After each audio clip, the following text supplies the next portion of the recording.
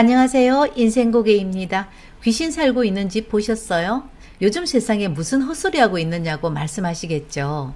사람을 보듯이 눈으로 귀신을 보는 사람도 있고 보이지는 않지만 감으로 느끼는 경우 또는 이상한 냄새를 맡는 사람들도 있습니다. 귀신 사는 집, 귀신을 보는 사람들이 우리 주변에 있다는 말을 들었을 겁니다. 너 돗자리 펴야 되겠다. 대나무 꽂아야 되겠다라는 말을 자주 듣는 초기 좋은 부동산 중개 22년 차 공인중개사입니다. 귀신이 있다고 사람들이 피하는 집도 보았고 귀신이 보인다는 사람도 있었죠. 많은 사람들을 만나다 보면 저 사람은 신기가 있구나 생각이 드는 사람이 있습니다. 평범한 사람하고 다른 눈빛을 가진 사람을 조금 예민한 사람이라면 신기가 있는 사람을 구별할 수가 있죠. 그런 사람들은 집 사러 오시는 분들이 잘 없어요. 대체적으로 집은 전세도 아니고 월세를 얻으러 오시는 분이 많다라는 것이 이해가 잘 가지 않는 부분이기도 합니다. 친구 따라 점을 보러 난생 처음으로 갔는데 예약을 하지 않고 가서 오늘 점을 볼 수 없다고 예약 날짜를 정해 주었는데요.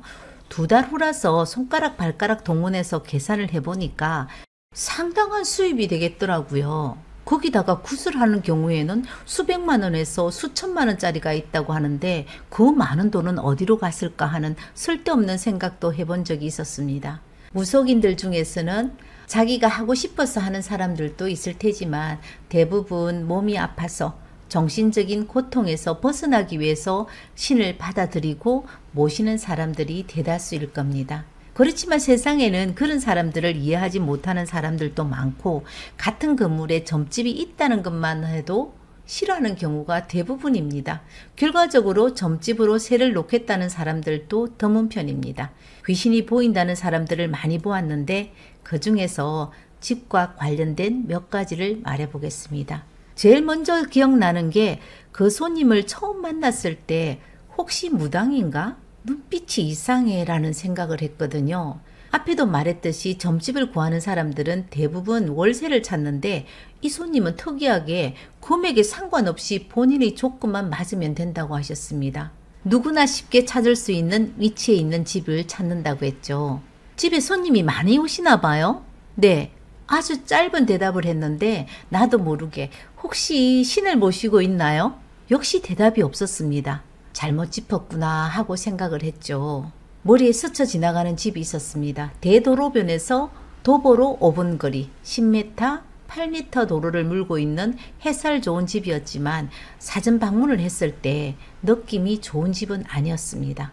집 옆에는 공터가 있어서 주차가 항상 가능한 입지 조건이 좋은 집이었거든요.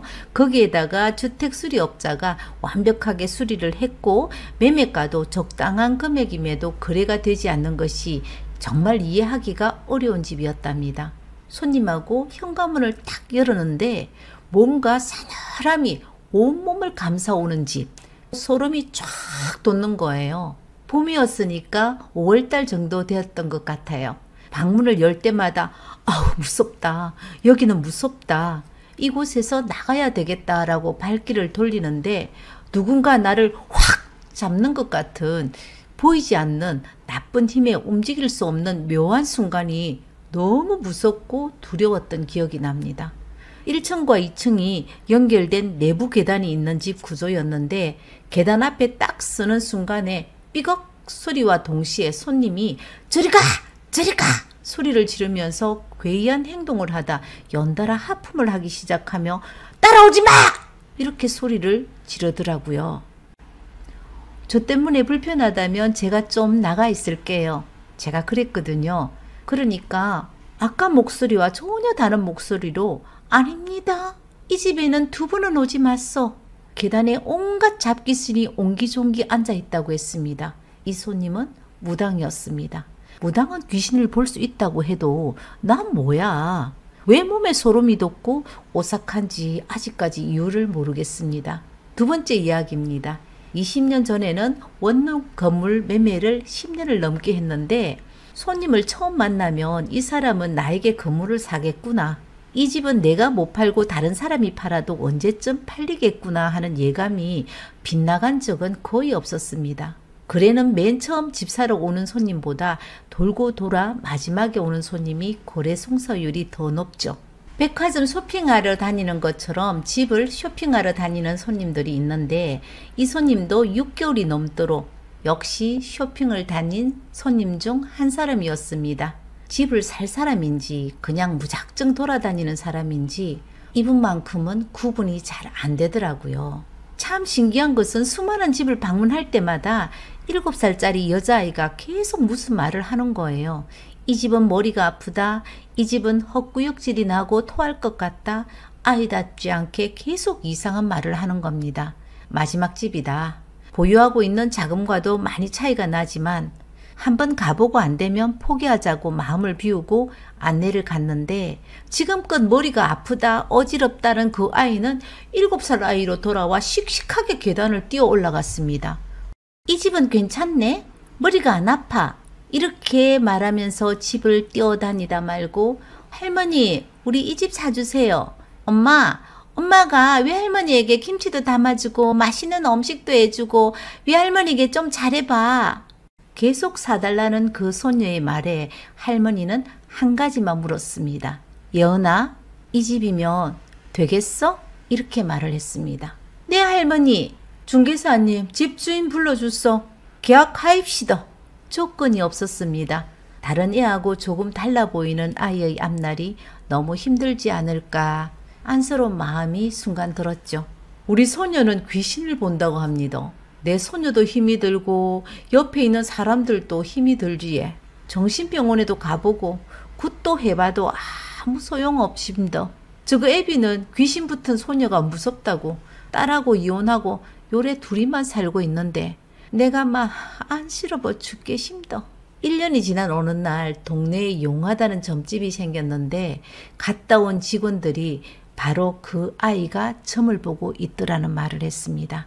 귀신이 보인다는 아이는 알 수 없는 신병에서 벗어나기 위해서 어린 나이에 살기 위해서 집에서 신을 모시고 점을 보면서 살아간다고 했습니다. 외할머니가 소녀가 신을 모시고 살 수 있는 집을 마련해 주신 거죠. 귀신이 보인다는 사람들도 있지만 귀신이 보이는 사람을 의지하고 살아가는 사람들도 많습니다. 보살님이라고도 하고 무당이라고도 하는 사람은 우리 주변 곳곳에 있습니다. 원룸 건물은 개인 건축업자가 짓는 건축물이잖아요. 집을 잘 짓는 업자도 있지만 그렇지 못한 업자도 있기 마련입니다. 이 집을 팔고 나면 두고두고 욕먹을 집이다, 팔면 안 되겠다라는 집이 분명 있습니다. 하지만 자주 얼굴을 보여주면서 부탁을 하면 끼워서 보여줄 때도 사실은 있습니다. 이 집도 그런 집이었는데 준공 후 청소가 안 돼서 먼지가 뽀얀 집이라 신발 신고 올라가기도 좀 상태가 그랬습니다. 손님이 부츠가 벗기 어렵다는 이유로 그냥 올라가더라고요. 소장님, 오늘 본 집 주소 좀 주세요. 주소는 왜 달라고 하십니까? 마음에 드시는 집 있으면 제가 상세 내역서를 드리겠다는 말에도 주소만 필요하다고 하셨는데요. 가끔 이런 분들이 계시거든요. 분명 이분도 점집 보살에게 물어보러 가겠구나 생각을 하고 주소를 주었습니다. 2시간도 지나지 않았는데 한 집을 콕 집어서 다시 보겠다고 했습니다. 오전처럼 신발을 신고 올라가는데 바닥이 찍힌다고 신발을 벗고 들어가야 된다고 하셨습니다. 이분은 이 집을 구입하기로 결정을 내렸구나 확신을 했죠. 이 집 금액 좀 조정되죠? 우리 사모님 보살집 갔다 왔구나. 보살님이 이 집 계약하라고 하던가요? 제가 한번 금액 조정은 해보겠지만 먼저 보살님에게 이것 한 번만 물어봐 주실래요? 이 집은 주방에서 베란다 나가는 문이 없거든요. 안방 창틀을 넘어가야 하는 불편함이 있는데 벽을 잘라서 베란다 나가는 문을 내어도 되는지 허락하면 조건으로 편리하게 거주할 수 있도록 해결해 보겠다고 했는데 현 상태에서 아무것도 손대지 말고 계약하라는 보살의 말과 동시에 계약 일자와 보살이 정해준 시간에 약속을 했습니다. 계약하기 참 쉽죠. 반대로 아무리 좋은 집이라도 보살의 한마디에 중개사의 노력은 아무 소용 없어지는 경우도 많습니다. 10억 가까이 되는 매매 금액의 집을 사고 파는데 보살이라는 사람 말 한마디에 결정이 된다는 것 이해가 가시나요? 그래서 보살의 눈을 통해 살아가는 사람들에게 가끔 물어보기도 합니다. 보살이 이 집이 좋다고 하던가요? 망설이지 않고 단호하게 그렇습니다 라고 말하는 그들을 보면서 그들만의 세상이 있는 모양이다 라고 저는 생각을 합니다. 내가 하도 기가 차가지고 호적 초본하고 가족관계 증명서여 떼와 심더.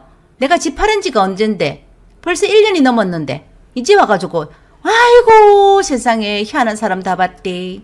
1년 전 매매를 하고 이 지역을 떠난 학교 선생님인데 정년퇴직한 분이었거든요. 매수자분이 이사한 첫날에도 최근에도 젊은 여자가 창틀에 앉아서 자꾸 자기를 본다고, 분명히 옛날에 이 집에서 젊은 여자가 죽어나갔는데 숨기고 집을 팔았다고 화를 내면서 때로는 고통을 호소하기도 하고 매일같이 전화가 온다고 했습니다. 아파트 분양을 받아서 첫 입주를 했고 딸이 없다는 말도 듣지 않아서 정명하기 위해서 서류를 발급해 왔다고 하더라고요. 이렇게 집을 사고 파는 것, 그리고 살아간다는 것은 우리 삶에 아주 중대하고 소중한 일입니다. 미신 같지만 사람들은 이사를 하면서 이해할 수 없는 일로 고통받고 사는 사람들이 많이 있거든요. 집 살 때 리모델링 하기 좋다고 빈집을 선호하는 경우가 정말 많습니다. 실제로 그리하기도 쉬운 것이 현실이기도 하고요. 입주 전 리모델링 하기도 쉬워서 선호하기도 합니다. 하지만 오랜 기간 동안 집이 비어 있는 경우에는 그만큼 이미 기운이 빠져나가 있거나 좋지 않은 집일 확률도 있기 때문에 조금 더 주의를 기울이시는 것이 좋습니다. 그렇다고 빈집이 다 나쁘다는 뜻은 절대 아닙니다. 이사를 하고 집안에 안 좋은 일이 생기면 이사를 잘못해서 그렇다고 생각하시는 사람들 많이 있습니다. 집의 기보다 입주하는 사람 기가 더 세다면 그 집에 나쁜 걸 받더라도 이겨낼 수 있습니다. 2030 세대가 주 이용층인 온라인 커뮤니티에는 귀신 나오는 집을 무조건 사야 하는 이유라는 제목의 게시물이 올라와서 많은 공감을 받았다고 합니다. 이런 집을 저가에 구입하고 귀신을 달래는 제사상을 차려주는 게 대출 이자를 갚는 것보다 이득이라는 것이죠. 금리가 높아 이자 부담이 크니까 최저가의 집을 구입하고 이자를 적게 내는 것이 낫다는 웃지 못할 현실을 말해주는 것입니다. 귀신이 산다는 최저가의 집을 여러분은 높은 이자 대신 선택하시겠습니까? 귀신을 볼 수 없는 사람들은 내가 선택한 집에 귀신이 사는지 알 수 없습니다. 모르는 것이 약일 수 있습니다. 인생고기였습니다. 오늘 영상 마음에 드셨다면 구독, 좋아요, 알림 설정 부탁드립니다. 행복한 하루 되세요. 감사합니다.